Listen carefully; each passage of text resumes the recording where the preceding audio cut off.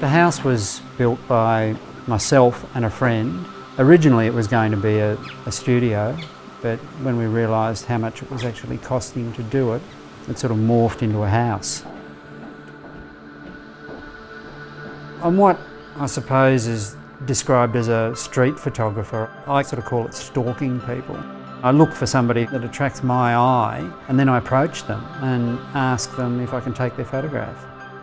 And I often revisit people that I find and take more photographs of them.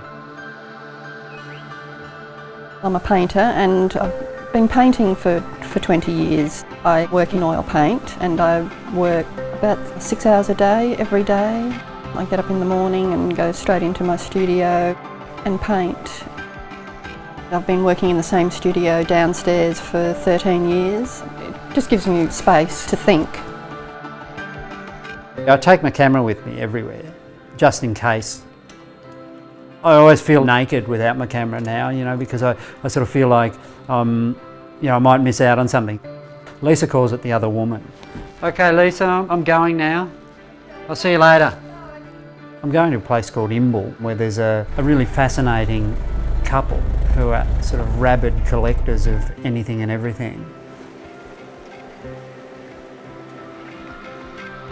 A lot of my paintings are about things that aren't how they should be, and I think a lot of that is about how I see things in life, that they're one thing on the surface, but below the surface there's something completely different.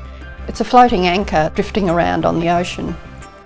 Basically it's about something that should be holding everything in place and keeping it steady. It's actually not doing that, it's doing the opposite, it's just drifting.